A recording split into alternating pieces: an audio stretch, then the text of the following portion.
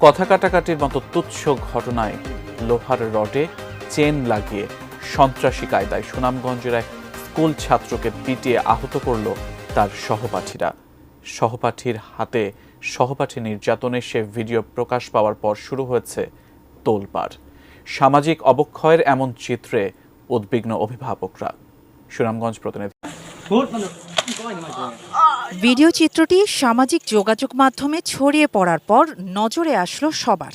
সুনামগঞ্জের এইচএমপি উচ্চ বিদ্যালয়ের সপ্তম শ্রেণীর ছাত্র সাকিবকে লোহার রডে চেইন লাগিয়ে নির্মমভাবে পেটাচ্ছে তারই সহপাঠী রিয়াম।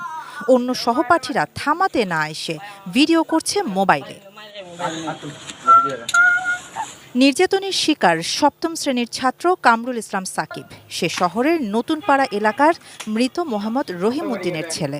তার উপর সন্ত্রাসী কায়দায় হামলা চালায় সহপাঠী রিয়াম। সে বড়পাড়া এলাকার বাসিন্দা আবুল প্রকাশ মাস্টারের ছেলে। রিয়ামের লাথি, ঘুষি ও লোহার রডের আঘাতে মেরুদণ্ডে গুরুতর আঘাত পেয়েছে সাকিব। ক্লাস 8 এর একজন ছাত্র আমার এটা কে নিছে নিয়া কয় আমি যাওছেন বা তোমার লগে একটু দরকার আছে।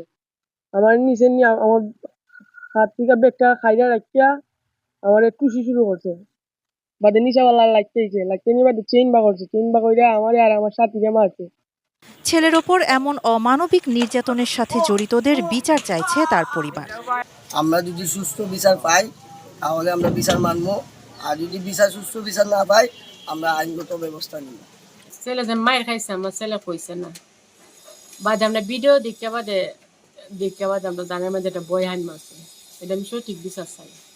সামাজিক যোগাযোগ মাধ্যমে ভিডিওটি ভাইরাল হলে নজরে আসে স্কুল কর্তৃপক্ষের। ব্যবস্থা নেওয়ার আশ্বাস প্রধান শিক্ষকের।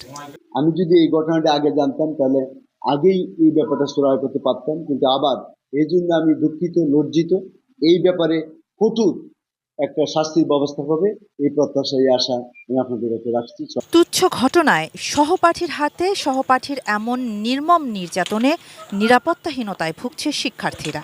একে সামাজিক অবক্ষয় বলছেন অভিভাবকরা। সন্তানের নিরাপত্তা নিয়ে উদ্বিগ্ন তারা।